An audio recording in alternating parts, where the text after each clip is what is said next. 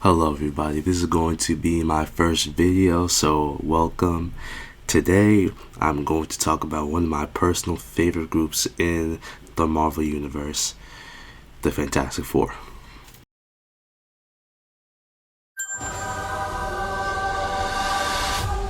Welcome to the Baxter Building. We make a point to do family dinner every week. Sunday at 7, on the dot, no matter what. We're all here. They are one of Marvel's best-selling comics in the 1900s, alongside the X-Men and Spider-Man comics, hence why those three were some of the first movies that they ever made. With this new MCU universe and now multiverse, the Fantastic Four has a lot of work to do on how they're gonna effectively join this multiverse. Fantastic Four First Steps is a film that takes you on a journey.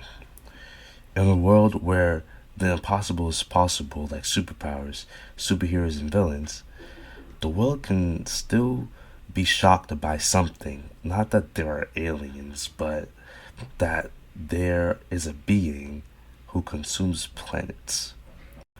When I watched it in the movie theater, I felt like a part of the world that looked up to them. The trust that they had built with their citizens in their world was insane. They united the world with the future foundation. Seeing them jump into action makes you realize that they are a symbol of hope. They feel like what the Avengers were supposed to be. We never saw this relationship with the world like we did in Fantastic Four. And while we can never repay them, we can certainly celebrate them. Thank you, Fantastic Four. Thank you. Thank you, Fantastic Four! Please welcome the Fantastic Four. We grew to love the Avengers as time went on with multiple movies. But much like the Guardians of the Galaxy, we grew a connection with the Fantastic Four from the start because of who they are. Each of the four gets a chance to shine in this movie and a chance to develop that character. And I will go into each of the four in this video. So the first character I'm going to be going into is the Thing, Ben Grimm. How's that sauce coming? Yeah, I'll be the judge of that. Okay. Okay, is this guy good or what? I want to add a couple cloves of garlic. Not because it's not delicious, I just want to add a little bit of Ben has the most misfortune in the group regarding his power. He is literally and figuratively the rock of the group. He takes care of everybody in the family. He does the cooking, he pilots a ship, he delivers Franklin in the middle of a space rocket ship chase. He's given a small love interest, but we know he struggles with his appearance and struggles to confront his feelings. With what he looks like, it's not a surprise that he feels all the feelings he does, and he feels disconnected from the group in a lot of ways.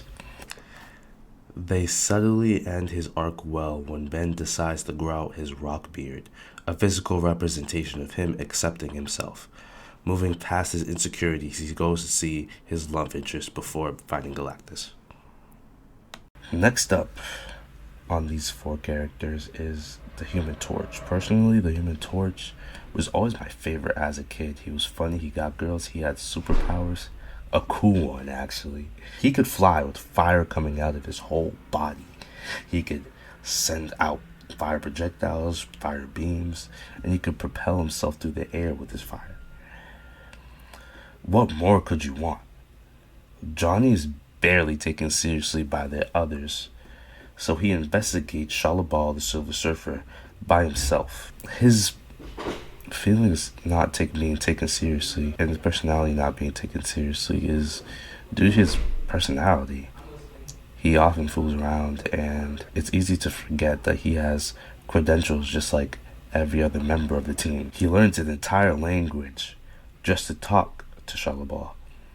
He confronts her with all the worlds that she let Galactus destroy, and when it is time for him to make the ultimate sacrifice, She sacrifices herself, instead trapping her with Galactus, who she just betrayed. I take back every single bad thing I've been saying about you. To myself.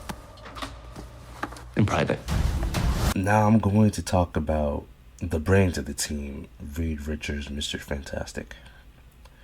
Reed has the blessing of the curse of knowledge and curiosity. Just like how Thanos and Tony played each other, cursed with knowledge, Reed also has that characteristic within himself. He is the most to blame for the incident that gave all of them their powers. Because of that, there is enormous guilt that airs around him. It only grows when he thinks about his child. He wants Franklin to have a normal life, one that isn't plagued by the supernatural like all four of their family. And in the midst of his wife's pregnancy, a threat to Earth has to appear. And he and Sue are faced with an impossible situation: to give the baby up to Galactus to save the world, or to sacrifice the world for their child. Are we safe? I don't know. And as a logical person, he has to weigh logic, morality, and his personal interest all in one, which can often lead to an internal conflict within somebody, which he overcomes with his intellect, proving to himself and to us that his knowledge isn't a curse. It is a tool that can be used to better humanity. During the second half of this film, Sue Storm, the Invisible Woman, takes a main role for the movie. She takes a lead role in the movie, telling a story about a mother and her child. She's the leader of the four. She's a politician, and she's the voice of reason of the group. She's widely respected among the world, and ironically, she isn't invisible. She's the one who everybody listens to. We will face this together. We will fight it together. As a family. She would do anything for her child. She's a spearhead of what unifies the world. The group couldn't have a reputation like they do without her. She also does the impossible feat of besting Galactus for what feels like 5 to 10 minutes.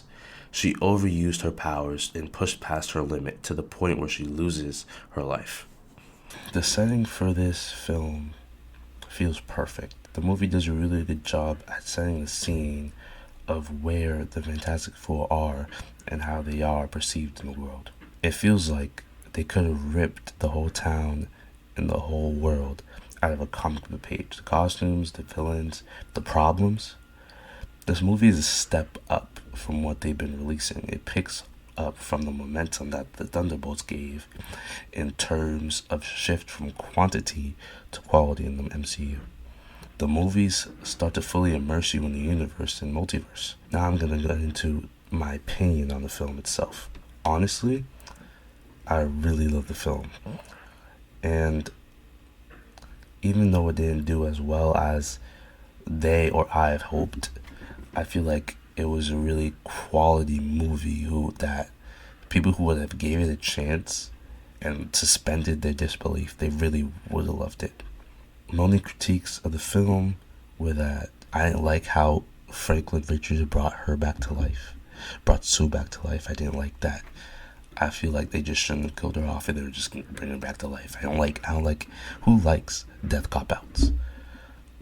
I feel like it's so oversaturating in media now. But it's a classic, so I guess it's fine. But overall, I really like the movie. Thank you for watching my video. I appreciate it. This is my first video, you know what I'm saying? I'm still learning and shit. I hope you guys will come along for the ride. You know what I'm saying? Thank you for watching.